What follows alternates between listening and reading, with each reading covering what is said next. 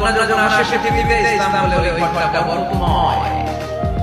এরপর বড় হতে শুরু করে ইসলাম বলে বাবা দিয়ে এই ভালো পারের হাতে তুলে দেয়, বাবার জন্য জান্নাতের দরজা খুলে দেয় কে? তার শেষে কারো ভুল হয়ে কারো ঘরে যায়, ইসলাম বলে খায়রুম লি আহলি, তোমাদের মধ্যে ওই ব্যক্তি আল্লাহর কাছে সেরা যার স্ত্রীর কাছে সেরা। কার কাছে সেরা? আপনি আল্লাহর কাছে পছন্দনীয় হতে হলে আগে আপনার স্ত্রীর কাছে পছন্দনীয় হতে হবে। আপনার স্ত্রী যদি আপনার ইখলাস দেয়, আপনি আল্লাহর কাছে কথা বুঝেন নাই? আপনার বউ যদি আপনার ইখলাস, আল্লাহ দিবে কি? আপনার স্ত্রী যদি আপনার মাইনাস, আল্লাহ দিবে কি?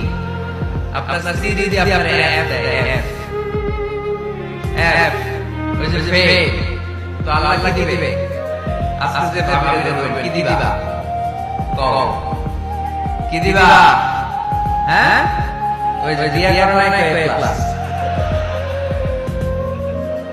তো সিরিয়াস আসা ইসলাম অনেক খুশি করতেন, অনেক ভালোবাসতেন সিরিয়াসকে। আম্মা জান খাদিজাতুল কুবরা তাহারা রাদিয়াল্লাহু তাআলা আনহা কে ভালোবাসতেন। তিনি বলতেন, রুজি কত বাবা, আমি খাদিজার ভালোবাসাকে আল্লাহর পক্ষ থেকে রিজিক হিসেবে পেয়েছি। খাদিজাতুল কুবরা তাহারা রাদিয়াল্লাহু তাআলা আনহা ইন্তেকাল করে খাদিজাতুল কুবরা তাহারা রাদিয়াল্লাহু তাআলা বান্ধবীদের বাড়িতে কুরবানির গোশত হাদিয়া পাঠাতেন।